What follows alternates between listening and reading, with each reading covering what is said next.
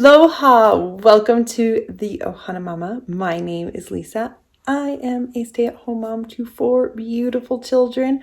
On my channel, you will find motivational videos, cleaning videos, as well as homeschooling, lifestyle vlogs, as well as I do talk about autism, which I will be talking about in today's video. So stick around to hear about our journey with autism with my son.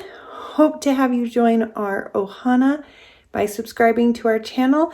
And don't forget to hit that notification bell so you get reminded when new videos are posted. Let's get started. So I am going to talk today to you all about my son Gavin. He is 6 years old. He was diagnosed this past year with autism.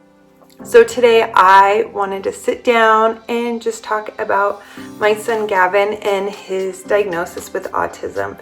So I think I'm going to end up breaking this up in different sections. So today I'm just going to talk about the signs that we saw, kind of when we saw them, and what that looked like for him and for us, and kind of go from there. I feel like it would be really long-winded if I told you the whole enchilada of everything that happened, of how it all came about, because it was a very long, drawn-out process for us. So I will get into that later in another video, so stay tuned for that. I will have that up shortly. So we will start with just kind of the signs on kind of what we saw, some of his behaviors, and yeah. So before we get too much into it, I want to start you off with a definition of autism. So I pulled this definition off of autismspeaks.com, and this is a wonderful, wonderful resource to have in if you are going through or have gone through the process of autism, diagnosis, and all of that. I really encourage you to go check out Autism Speaks. Even if it does not affect you directly, I still really encourage you to have some wonderful, wonderful information as well as resources to use. And yeah, they're just a great, great nonprofit. So if I look down every once in a while, I have notes just to keep me on track so I don't ramble and lose sight of my end goal here. So the definition is, so I'm going to read the definition because I'm not great at memorizing things. So autism refers to a broad range of conditions characterized by challenges with social skills, repetitive behaviors, speech, and nonverbal communication. Again, I will leave the link down below to that website that I got that off of. So that kind of sums up what autism is. I think that is a pretty accurate definition of what autism is, and it kind of fits really well with Gavin and his behaviors. He had a lot of repetitive behaviors, nonverbal for a long time, and he lacks social skills. So kind of all of it really defines Gavin. So yeah, I want to start with that so you kind of get an idea of what autism is. I also wanted to give you a little background about myself. Autism has been a part of my life ever since I can remember, honestly. A good family friend, they had an autistic son. He was several years younger than I was, but I babysat him and just was part of his life. He was part of our life for years. I still see him here and there, not very often, but I do interact with his family and him. And so I knew autism from that aspect, as well as my aunt and uncle. They fostered special needs children, and several of those children were on the spectrum. So I did interact with them on and off throughout the years. And yeah, so I have all of those personal as well as experience in the field. In high school, I volunteered at elementary schools in the special ed classrooms, so I was introduced with many autistic children there, as well as I was an infant and toddler teacher for over 15 years and saw many kids on the spectrum throughout that time frame as well. So I have been immersed in it a lot throughout the years. So I do have quite a bit of knowledge, which I did have a psychologist point blank tell me that because of my education that and how much I worked with him basically was the reason why they were putting him on the spectrum. And I will go into more detail with that on another video, but yes, my basically was told that my knowledge and education with autism was kind of basically hurting my son in a way. But like I said, we'll get more into that in the next video when I talk about him getting diagnosed and stuff. So this is just talking about what we saw and what triggered us to make the decision to get him evaluated. So yeah, so some of the big signs we saw. The biggest one was his language. He was extremely delayed. At 3 years old, this is just to give you an idea of how delayed he was. At 3 years old, he was at an 18-month-old developmental age level for language. Very behind. You know, he could say mom and dad, and even those words we sometimes were guessing, to be completely honest. He also had his own language, as we called it. We called it Gavin's language. He chose the sound sh for some reason, but he had different variations. So he'd make it really short, sh, or more drawn out, shh. And he would change the pitch of it, and he would make a whole entire sentence using the sound sh. And we were supposed to guess what it was. I have no idea what you're saying, boy. But we figured it out. We got through it. And so that was like the icing on the cake. We would get so frustrated. He would get frustrated, which caused for tantrums because we weren't understanding what he needed. We weren't getting his needs met because we couldn't understand him. And it was just a guessing game all the time. And we both would end up in tears. I would cry because I don't understand my own son. I can't help him because I don't understand him. And it was so hard, you know, and but we got through that, and he has progressed so much with speech therapy. It's amazing.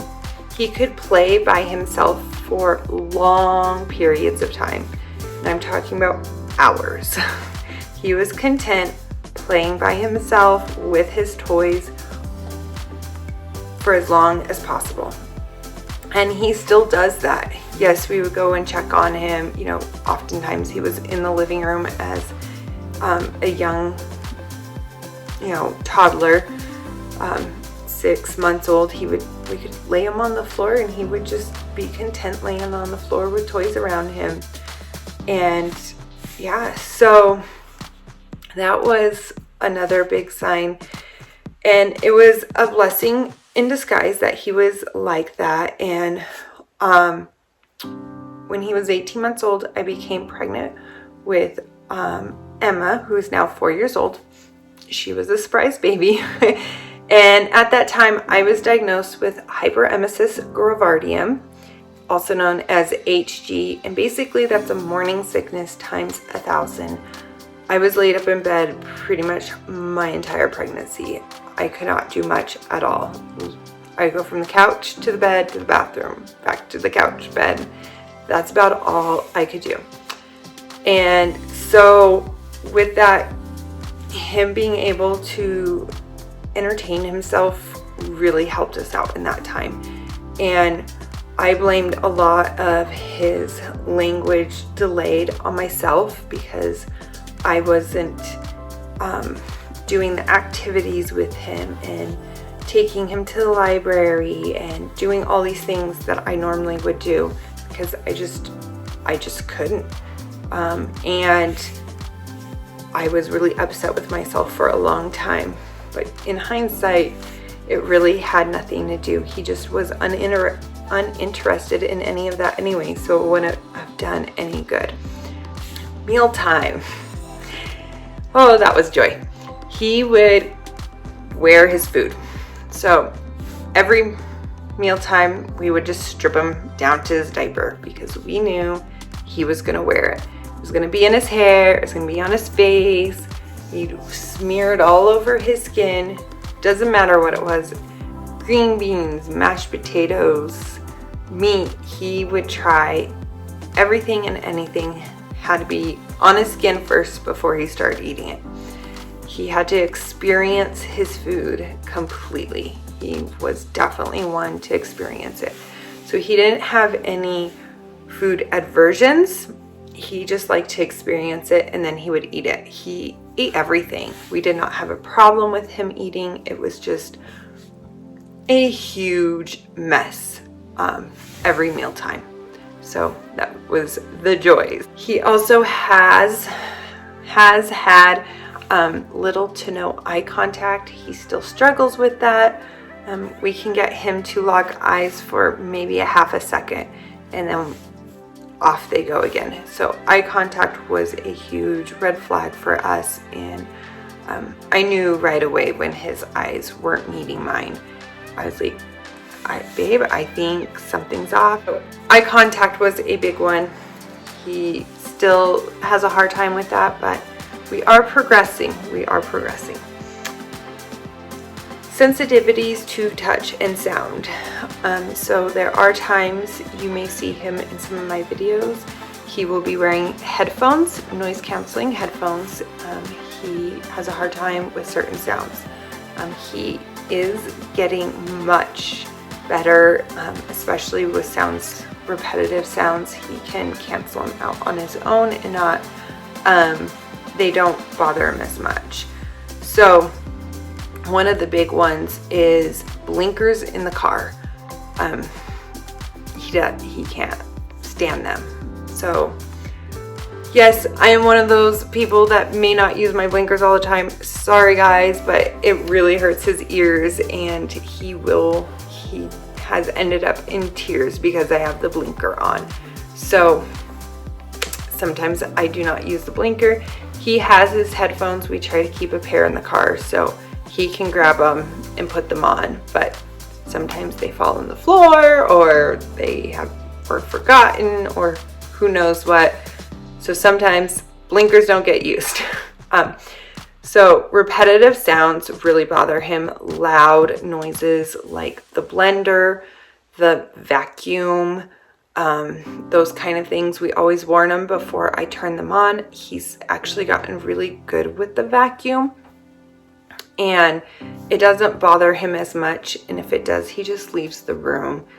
He is old enough to self-regulate a little bit, so he does just go to a different room when I use the vacuum. But the blender, the popcorn maker, he loves watching the popcorn maker, but it really hurts his ears, so he'll stand there watching. So noise. Touch is another sensitivity. He has an aversion to certain touches. Rain, he doesn't like rain on his skin. He doesn't mind people necessarily touching him, but it has to be like a full pressure, hug. If you're gonna hold on to him, really grasping him. He doesn't like the soft touches. That sends him overboard. Like, then just don't touch me. So, like a pat or something like that really bothers him. But a nice big hug is great, which kind of leaves us into stimming behaviors. So he has shown signs of stimming in several different ways. One of his big ones when he was little was spinning, arm flapping, just walking around, and flying. And we always took that, and I'll touch base a little bit on this, using his imagination to fly. And like I said, I'll go in detail more about that here in a few minutes. So arm flapping, spinning, body slamming. Body slamming was a big one. We had a hard time figuring this one out because he would just come up and ram into us to the point like it was getting very dangerous. He is a big boy, and he was getting to the point where he would almost knock me over.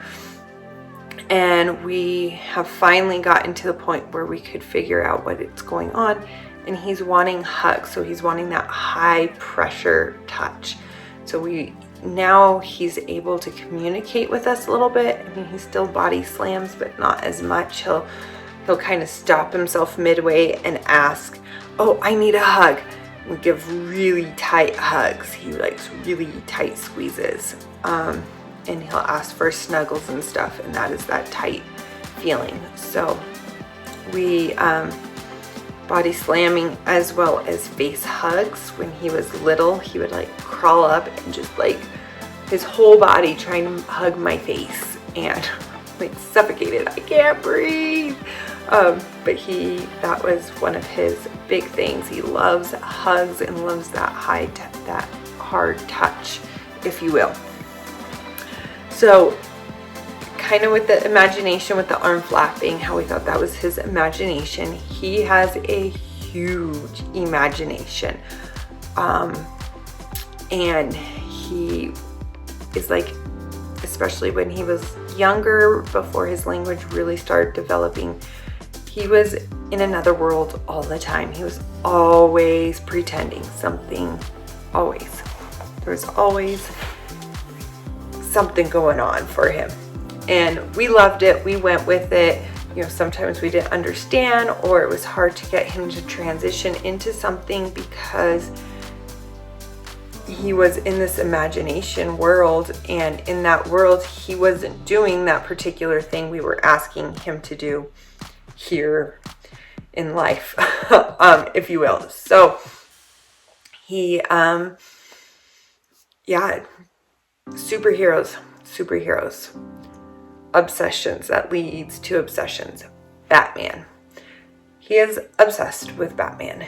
He knows everything about Batman, everything. And he'll quiz me on it. I'm like, buddy, I don't know. And he tells me and I forget. But he wears Batman almost 24/7, and he has to have a Batman shirt almost every day, pants that match, whether it's gray and black or black and yellow or black with the lime green. They have to be somehow resemble Batman in some shape or form.